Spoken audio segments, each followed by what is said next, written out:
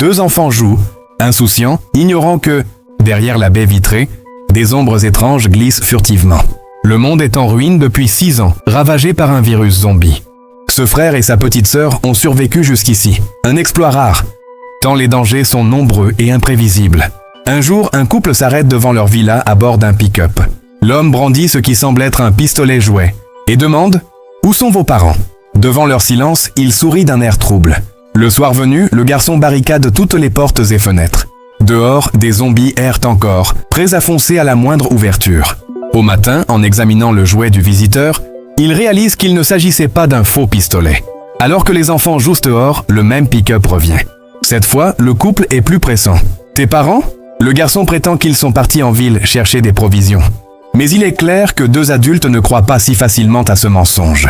La femme, feignant la sympathie, propose de rester ici pour protéger les enfants en attendant le retour des parents. Le couple s'installe, comme chez lui. La nuit, le garçon surprend une conversation. Ces 2-là comptent s'approprier l'endroit. Par précaution, il conduit sa sœur dans leur pièce secrète, un abri sécurisé, leur meilleur atout pour survivre. Le lendemain, l'homme, Jack, prépare déjà le petit déjeuner comme s'il était chez lui. Il lâche une phrase étrange. « Be over before you know it ». Sa complice lui répond discrètement. « C'est le moment ?» Il acquiesce d'un signe imperceptible. La sœur, partie aux toilettes, aperçoit par la fenêtre plusieurs zombies collés à la vitre. Elle éteint la lumière pour ne pas être vue. Mais derrière elle, la porte s'ouvre. Jack découvre sa compagne au sol, couverte de sang. Après cela, le couple disparaît. Ce n'est pas la première fois que des intrus humains franchissent leur territoire. Un autre jour, un homme à longs cheveux, Adam, s'approche de la villa. Il croise la petite sœur, puis, soudain, ressent une piqûre au cou. Il vient d'être anesthésié par le garçon. À son réveil, le garçon le tient en joue. Adam se présente, ancien soldat d'élite.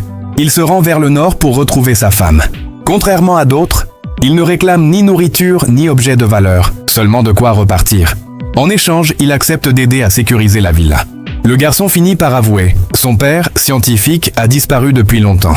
Sa mère, agente des services spéciaux, est partie en mission il y a quelques jours et doit bientôt revenir. Adam découvre que l'électricité provient d'un tapis de course. Quand un zombie s'approche de la maison, il l'élimine aussitôt. Le garçon proteste, leurs vitres sont en verre par balle, et il ne fallait pas risquer sa vie. Mais, touché par leur isolement, Adam passe la nuit à courir pour recharger l'énergie. Les jours suivants, un voleur rôde autour de la villa. Adam, sans arme, ne peut agir. La sœur attire l'intrus à l'étage pour qu'il se montre, puis celui-ci s'en va, frustré. Le geste renforce la confiance du garçon envers Adam qui récupère son arme. Adam songe à repartir, mais finit par décider d'emmener les enfants dans sa quête pour retrouver sa femme. Le garçon refuse catégoriquement, il attend sa mère. Soudain, le voleur revient, cette fois avec des complices. Il capture la sœur. Alors que la tension monte, des coups de feu éclatent. 2 bandits tombent. Abattus par une femme, la mère, enfin rentrée. Mais Adam s'écroule, touché à la poitrine. Il se réveille pourtant, guéri. En l'observant, la famille lui explique. Il est un infecté spécial. Contrairement aux zombies ordinaires, il garde sa conscience humaine, possède des capacités physiques supérieures et peut guérir de toute blessure. Son seul danger, après une blessure grave ou un certain temps, il risque de sombrer dans une frénésie incontrôlable, devenant alors comme les autres. Adam écoute en silence. Tout devient clair. Il est bel et bien l'un de ces infectés spéciaux dont parlait Lina. Sans cela, il serait déjà mort de sa blessure, et non remis sur pied dès le lendemain comme si de rien n'était. Puis Lina lui révèle un secret plus stupéfiant encore. Le garçon est comme lui. Un infecté spécial. La nuit où le couple avait été massacré. C'était lui, en pleine crise de frénésie. Chaque soir, avant de dormir, il doit s'attacher pour éviter de tuer. Adam s'étonne. Impossible de prévoir le moment exact de la transformation. Lina explique que leur chien, spécialement dressé, sait la détecter à l'avance.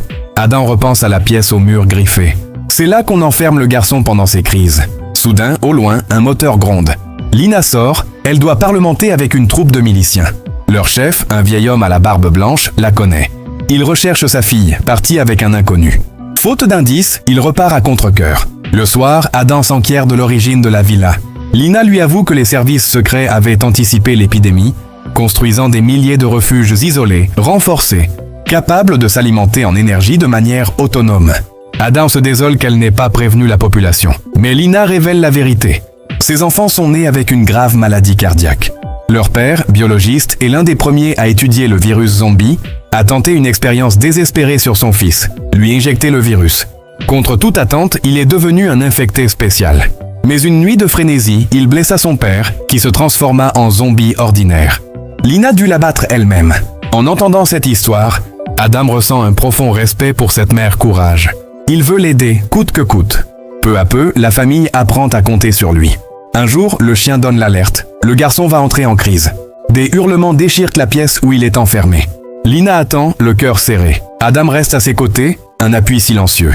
Mais bientôt, la tragédie frappe. La fillette s'effondre dehors, victime d'une crise cardiaque. Ici, sans hôpital, il n'y a aucun espoir. Adam veut la sauver en lui transmettant le virus. Lina refuse. Le miracle qui a touché son fils est unique. Mieux vaut la laisser partir paisiblement. Après la crise de son frère, toute la famille accompagne la petite jusqu'à son dernier souffle. Le lendemain, Adam décide de partir, malgré les supplications de Lina. Mais à quelques kilomètres, il sent un danger. Dans la forêt, les hommes du vieux à barbe blanche ont retrouvé la voiture de Jack, le squatteur qui avait occupé la villa. Leur piste mène droit à la maison de Lina. Adam rebrousse chemin, inquiet. Lorsqu'il arrive, la villa est cernée. Le vieil homme accuse Lina de cacher sa fille, retrouvée dans cet endroit. Adam se glisse à l'intérieur, neutralise un à un les gardes comme une ombre, mais finit encerclé. Alors, sous les regards médusés, il s'entaille la gorge. Lina comprend aussitôt. Elle entraîne le garçon hors du salon. Quelques secondes plus tard, Adam bascule en frénésie. Il devient une force implacable, éliminant le vieil homme et ses hommes. Mais cette fois, personne ne l'a attaché. Son rugissement attire une horde de zombies. Lina n'a d'autre choix que de fuir avec son fils. Au matin, Adam se réveille dans un silence glacial. La villa est ravagée, envahie par les morts. Il trouve une lettre. Lina et le garçon sont partis vers le nord. Peut-être se croiseront-ils encore. Serrant contre lui la poupée préférée de la petite, Adam reprend la route, seul, vers le nord. Ainsi se conclut cette histoire au concept fascinant. Des infectés spéciaux, presque invincibles, partagés entre humanité et fureur. Et malgré la noirceur du monde, une lueur d'espoir persiste dans ce départ vers l'inconnu.